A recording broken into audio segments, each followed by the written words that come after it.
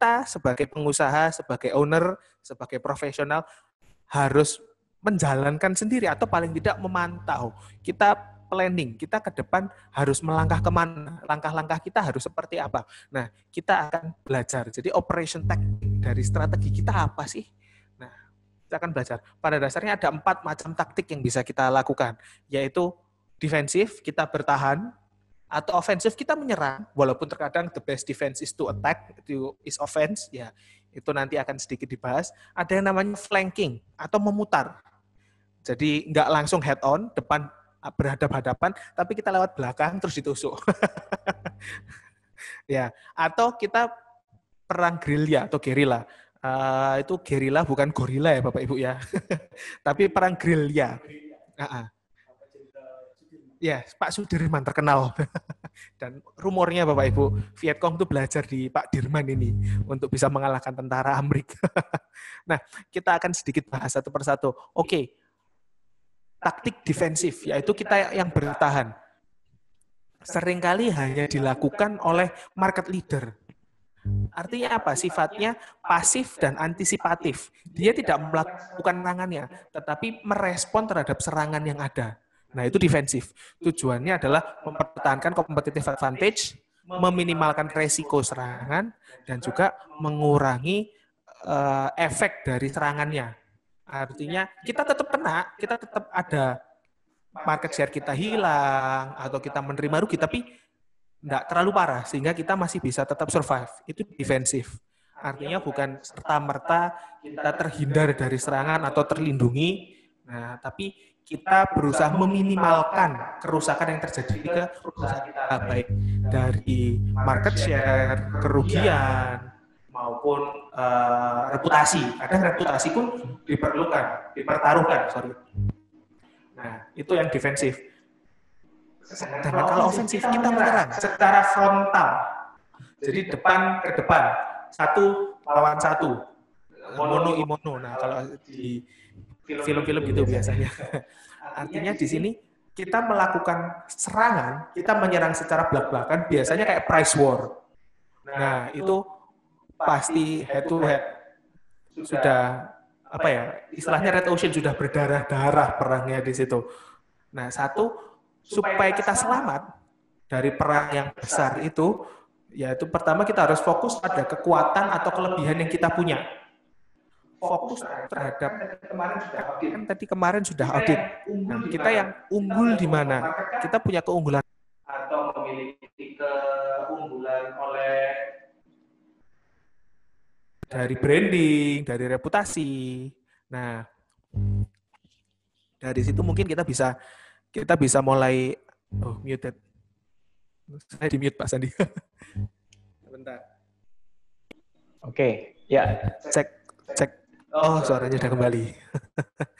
Ya, kita fokus pada kelebihan kita dan serangan kita harus terkonsentrasi, jangan menyebar. Kalau menyebar, kita sama dengan buang sumber daya. Sedangkan kita tahu bahwa kita menyerang market leader atau paling tidak seseorang yang setara dengan kita, serangan frontal ini. Tidak mungkin menyerang di level yang lebih bawah, karena nggak akan worth it. Kita mau merebut pasar mereka, sehingga bisa dikatakan bahwa sumber daya yang mereka miliki sama dengan kita. Artinya begini, kita menghadapi orang yang kurang lebih sama seperti kita. Jadi kalau kita melakukan terlalu banyak serangan, terlalu banyak macam, sumber daya kita akan habis tanpa mengantisipasi, dia kan bisa menyerang balik. Nah, kita tidak siap. Makanya kita harus pilih satu saja. Misalnya, tadi kan Pak Sandi mengatakan jangan dicoba semua kecuali sumber daya kita besar. Jadi kalau memang, kita mau nyoba maju perang, kita coba diversifikasi. Kita mau hajar market yang mana nih? Nah, kita kan mesti hitung dulu sumber daya kita seperti apa.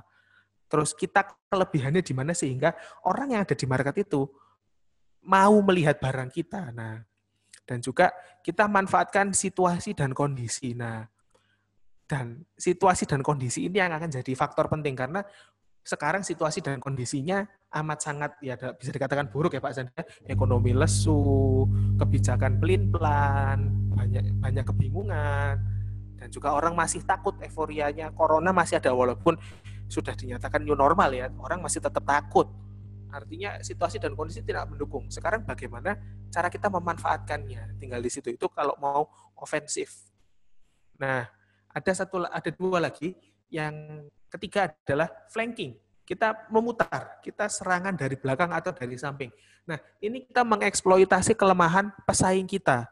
Nah, semisal Bapak Ibu ingin buat pasarnya perusahaan, ya ini perusahaan, anggap aja Bapak Ibu perusahaan kosmetik dan ingin menyerang Viva. Viva kan perusahaan cukup besar. Nah, kita coba analisa, Viva ini kurangnya di mana? Kita tetap melakukan market research karena kita berbasis data juga marketingnya. Yang kekurangannya mana? Nah, setelah tahu kekurangannya, apakah kelebihan kita bisa menutupi kekurangan itu? Nah, kalau kelebihan kita, keunggulan produk kita, semisal Viva itu jaringan marketingnya hanya door to door, misal, jadi tidak ada webnya atau mungkin tidak ada pengiriman. Nah, apakah kita bisa menutupi itu? Kalau kita bisa, ya sudah, kita tutup kekurangan itu dengan produk kita. Nah, ini menghindari konfrontasi besar-besaran terhadap Viva, karena kalau perang besar-besaran, ya Bapak Ibu pasti akan digerus, karena Viva jauh lebih besar timbang Bapak Ibu. Nah, pada dasarnya kita bermain strategi dalam tanda kutip blue ocean. Nah, dan di sini kita harus jaga momentum, kita harus tetap berinovasi, karena yang namanya market leader itu pasti punya sumber daya yang cukup besar untuk merespon gerakan kita. Nah, cuman mereka butuh waktu untuk merespon karena memang mereka perusahaan yang lebih besar, perusahaan lebih kuat. Nah, secara dalam pergerakannya pasti lebih lambat. Jadi keunggulan Bapak Ibu adalah agility, kelincahan organisasi Bapak Ibu dan keluasan dalam memanipulasi kesempatan yang ada. Dan yang terakhir ini adalah benar-benar hit and run. Nah, ini. Jadi serang hilang. Nah, ibarat Jerry. Nah, ini si Jerry, si perang gerilya ini. Jadi kita benar-benar bermain menjadi kecil. Kalau ada buku di tahun 70-an itu sudah memprediksi I.F. Schumacher, Pak ya. Ernest Schumacher, Ernst Frederick Schumacher, bukan Michael Schumacher. Mirip namanya. Tapi mereka juga bukan saudara setahu saya. Mungkin hanya sama-sama Schumacher. Nah, dia memprediksi bahwa small is beautiful. Dan model-model bisnis seperti inilah yang dimaksud seperti dia. Jadi, adanya desentralisasi sumber daya. Contohnya Gojek. Nah, itu kan mereka sebenarnya mau melawan perusahaan-perusahaan transportasi lama, yaitu taksi, Gokar. Lebih tepatnya Gokar itu mau melawan perusahaan-perusahaan seperti taksi lama. Bluebird, Silver, itu kan giant saat itu, dan mereka Gojek mendesentralisasi sumber daya mereka melalui production by mass. Jadi mereka tidak lagi punya punya mobil disediakan oleh partner mereka. Nah, intinya adalah kita untuk sukses dalam perang gerilya, kita harus mencari niche. Kita mencari segmen yang cukup kecil untuk kita kuasai, tapi tidak terlalu besar sehingga market leader itu tidak bisa semena-mena masuk dan mengambil.